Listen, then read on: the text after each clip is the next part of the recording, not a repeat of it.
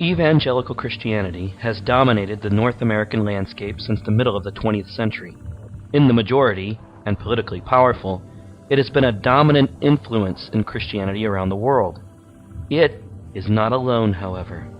Catholic and Orthodox churches predate evangelicals by over a millennium. The two newcomers, the Pentecostal Church, which blossomed in the early 20th century, and the emerging church at the dawn of the 21st century, have unique voices with which to speak to the benefits of cooperation and ecumenical endeavors. While no church on earth may be the perfect church, examining these movements together within the backdrop of our own evangelical Protestantism can hopefully lead to a discussion where the strengths of each movement can benefit each other.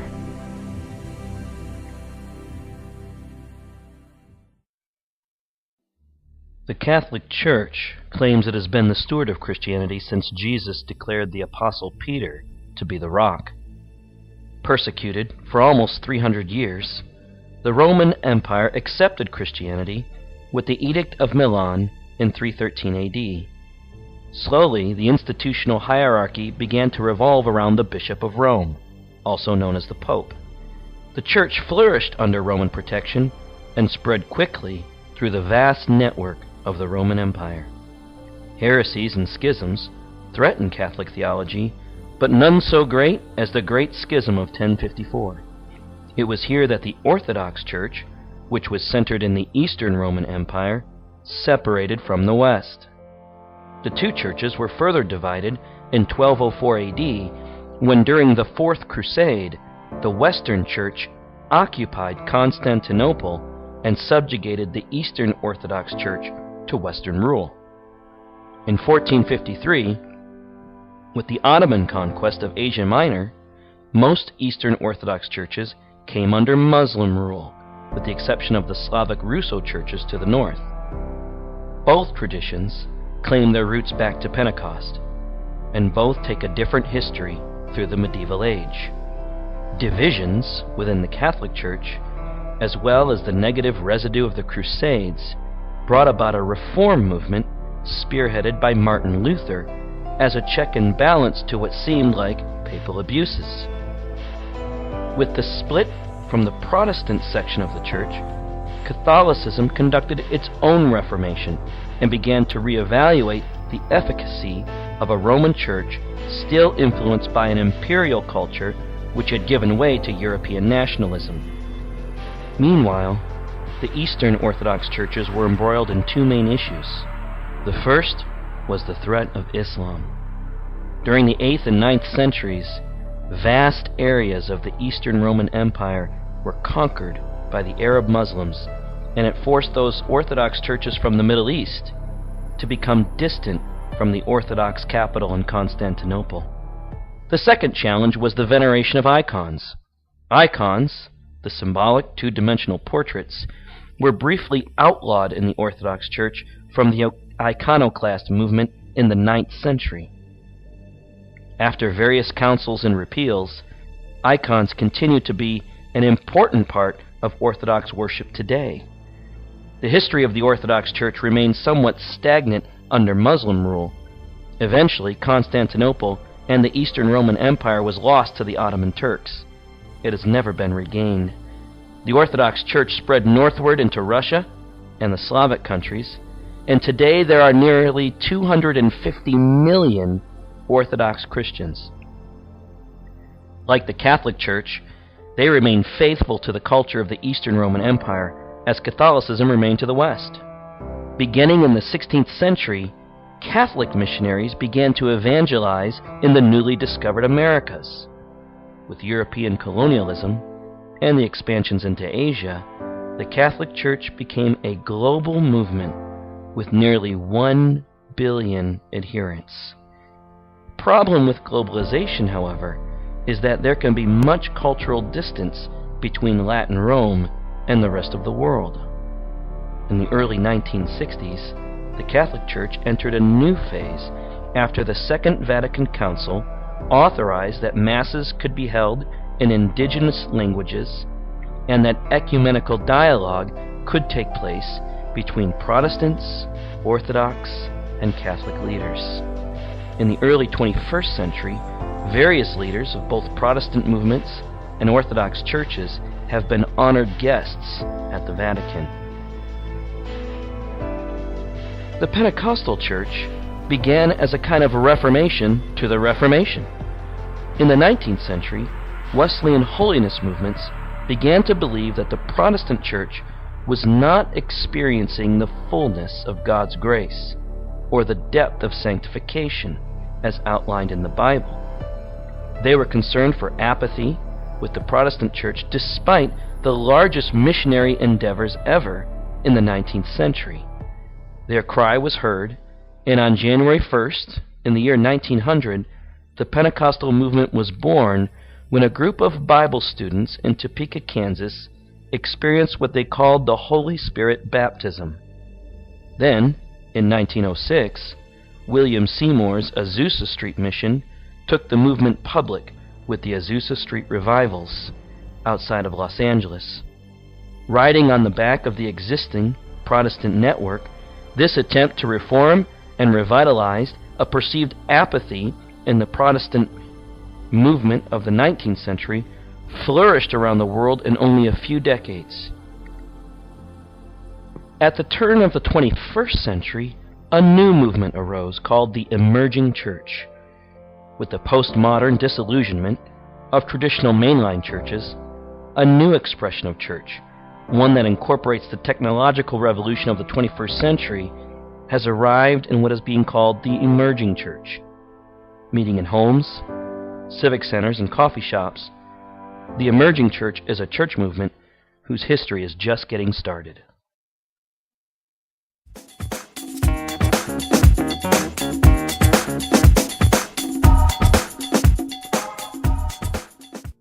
All Christian traditions essentially gather to worship God, learn about Christ, develop their faith, take Holy Communion, receive teaching, and continue the presence of the Holy Spirit established at Pentecost. The Catholic Church emphasis is in the gathering of the church to be the gathering of Christ's body. The Orthodox Church emphasizes the gathering of the church as the gathering of the presence of the Holy Spirit. Two different emphases, but the same goal. Catholics place a high view on gathering to experience the sacraments, particularly the Eucharist, which is the culmination of the Mass. For Catholics, to be Christian is to attend Mass and to belong to the Church. Catholic Christian identity is centered upon the unity experienced in the Mass. Songs are sung in unity, prayers are said in unity, responses are done in unity. Orthodox churches mirror nearly exactly the Catholic Church in almost the same way in its emphasis on the sacraments, especially the taking of communion. The goal of the Orthodox Church service is that by gathering together, they form collectively a union with God that uniquely happens in the gathering of the church. Their theology of church is quite straightforward. Once a person becomes a convert, they must join the church in order to continue in their sanctification under Christ and to receive glorification upon death. Glorification or deification is a sort of becoming like God, or God-like, but not becoming God literally. Orthodox Christians would say they come to church more to learn who God is not by reflecting on our human frailties rather than the mystery of who He is. Pentecostals and emerging churches have a similar reason for meeting, albeit with different styles. Pentecostals gather for much the same reason. Pentecostals emphasize conservative Bible preaching, calls for conversion, extended periods of singing, praying, and a close experience with the Holy Spirit. Pentecostals do, however, focus less on pulpit preaching and more on being spontaneously led by the Holy Spirit in prayer and worship. Corporate prayer may last for 30 to 45 minutes, and there is a strong belief in the communicative gifts of the Spirit, mainly speaking in tongues and prophecy.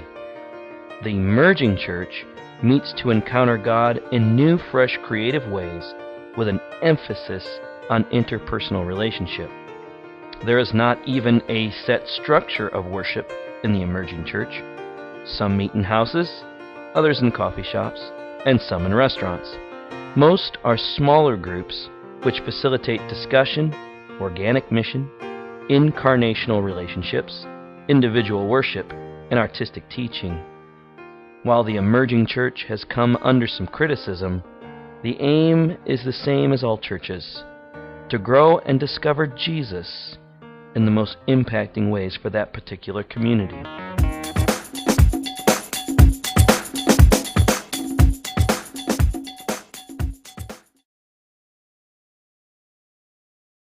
Members of the Catholic Church primarily grow through attending Mass and performing one of the 7 sacraments of the Catholic Church. Classes on spiritual formation offered are usually in preparation for the administration of a particular sacrament. Most members of the Catholic Church will focus on 4: First Communion, Confirmation, Marriage, or Baptism.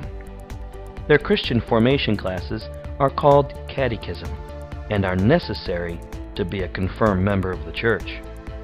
The parallel of confirmation in the Orthodox Church is called chrismation. This is a believer's symbolic entrance into the Pentecost. Because the chrismation solidifies a believer into the Church, most spiritual development is accomplished through weekday liturgies and in classes in preparation for that event. Most modern Orthodox churches forego a full liturgy and gather in classroom for instruction on Orthodox tradition and theology. The Divine Liturgy, weekly, is the priest's chance to inform his congregation and to teach and instruct from the Bible, incongruent with Orthodox theology. Orthodox Christians tie all of their theological and traditional study in direct correlation with the Greek scriptures, as opposed to the Latin texts of the Roman Church. Discipleship in the Pentecostal and emerging church is as diverse as each individual church. It usually follows the bent of the pastor. They have the usual diet of Bible studies, Bible teaching, mission trips, and classes on the basics of Christianity. Perhaps a unique emphasis in both the Pentecostal and the emerging church is their employment of cell groups, or small groups, which gather to discuss individual books, verses, quotes from the Bible, as opposed to theology in general.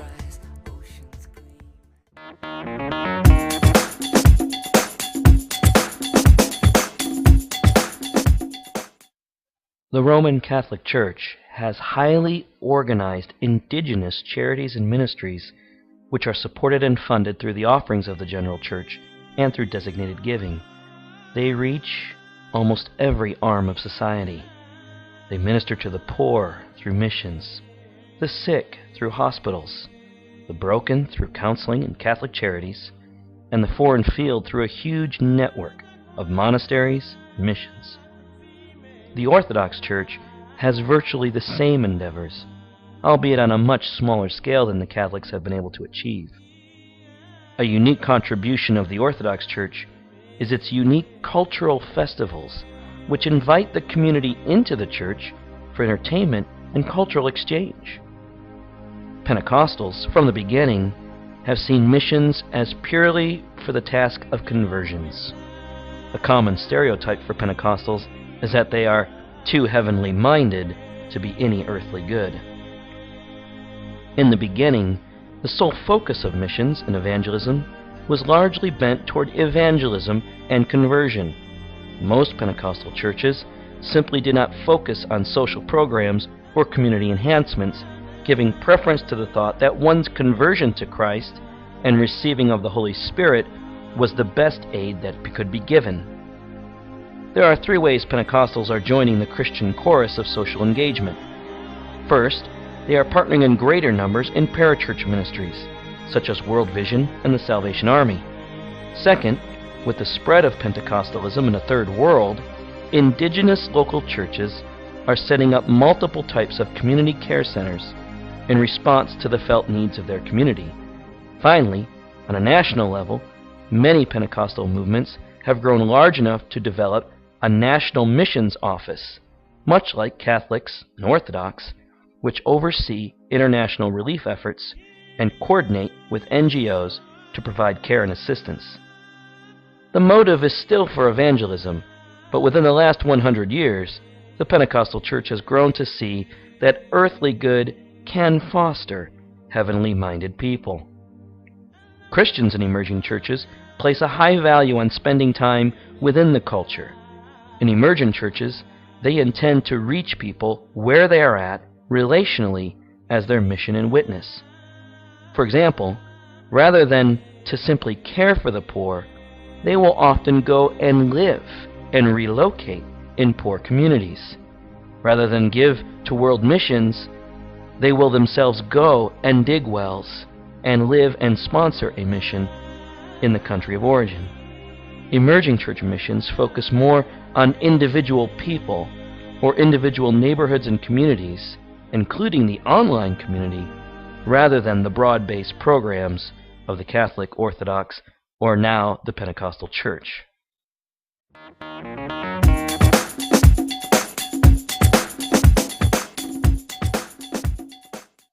Leadership. Obviously, for the Catholic Church, the primary leader is the Pope, sometimes called the Bishop of Rome. The structure then follows cardinals, bishops, monsignors, and at the local level, priests in the Catholic hierarchy of leadership. There are also official deacons who serve beneath the priests. Veli-Matti Kärkkäinen of Fuller Theological Seminary describes the rationale behind this singular leader as one who has the authority to promote unity.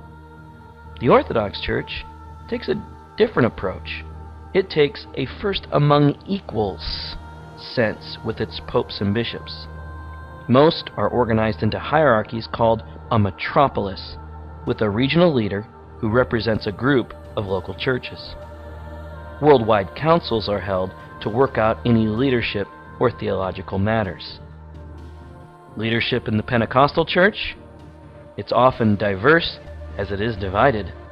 Because of the tension between the subjective leading of the Holy Spirit and the more objective models of leadership and hierarchy, Pentecostals have no set leader over them, but they would claim the direct witness of the Holy Spirit. Some have hierarchies, and others have leadership councils. Most, however, are led at the local level, with the pastor's heart carrying great authority. Also, within the emerging church, there is no set leader as well. This is what truly makes it perhaps an evolved ecclesiology over Catholic, Protestant, Orthodox, or even some Pentecostal churches. While having no central leader, they provide a value of bringing everybody's voice to the table, rather than heeding the single voice of an authorized leader. Different leadership styles, different movements, yet all moving forward as we go about this 21st century in the global church.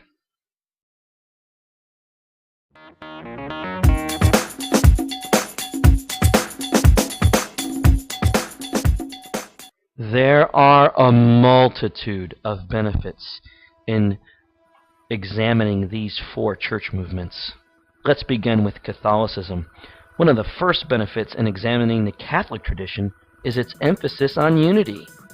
All Catholics, all around the world, learn the basic ingredients to the Mass, which gives the nearly 1 billion Catholic believers around the world an experience of unity that few other movements will share.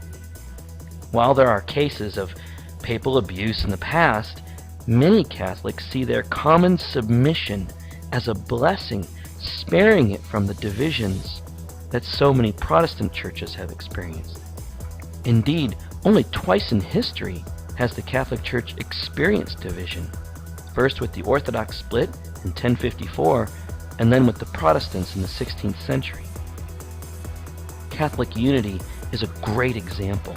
Its submission, its agreement, its loyalty are great characteristics to model and learn from. Building on that unity, the Catholic Church has also built tremendous community outreaches that continue to be an impact in today's society. The Orthodox Church also provides many benefits. To choose one, the creativity and the reclamation of Christian art through their extensive use of icons is an incredible gift to the worldwide church. While icons are merely two-dimensional images, they are crafted with exquisite creative imagery, symbolism, and an attention to detail which can serve as a quick reminder of the essentials to the Christian faith. These icons contain artwork which illuminate biblical stories, church history, Christian theology, and Christian mission. Like those stained glass sculptures and those stained glass windows in the elegant cathedrals of old, they restore a sense of art and creativity to Christian expression. Especially for those struggling with literacy, the elevation of theology as seen through visual aids is an incredible benefit from the Orthodox Church movement. One of the great benefits of the Pentecostal churches has been its focus on small groups. Small group Bible studies are nothing new, but the organized focus and fashion, plus a plethora of books on the subject, make it a unique advancement the Pentecostal church has emphasized. With busy schedules and greater distance between church building and society, small groups can sometimes foster an ease and a safety into spiritual discovery. You would argue that small group discussion is superior to pulpit preaching in terms of discipleship, learning, spiritual discovery. The Pentecostal church has initiated also a revitalization of song and worship. Fresh songs have brought about a fresh expression in contemporary praise settings. In fact, many Christian churches across a broad spectrum of denominations are introducing music and song choruses that were developed in Pentecostal settings. Finally, the emerging church has many benefits that we have yet to see fully develop, as their history is so recent. Perhaps the greatest contribution is its challenge to the traditional churches. While most traditional churches meet in a church building, purchase church vans, create their own cultural climates, emerging churches specifically remain within the culture, preferring to meet in homes, coffee shops, restaurants, parks. The emerging church benefits the worldwide church by allowing for a place for the free flow of ideas and an equality of exchange. The postmodern culture is a culture which naturally re-examines cultural norms. The emerging church achieves the same ends, but through drastically creative means, which honors the progression of our postmodern world. The focus of the emerging church is interpersonal in relationship and ground level in leadership. Leading from the bottom up, we foresee that the emerging church will have much to teach us in the years to come. The goal of this presentation has been to become aware of what makes us distinct as Christian movements and denominations and what areas are emphasized. All of these churches worship and revere Jesus as the Messiah. Join us in bridging the gap and making the 21st century a time of unity, dialogue, and celebration. This video has been respectfully submitted by Chris Romine, Matt Walker, Leslie Quilco, Paul Benton, and Tom Gnacke in fulfillment of MC 500, the Church and Global Mission, from Fuller Theological Seminary under the leadership of Professor Traver Doherty on March 21st in the year 2014. Thank you for watching.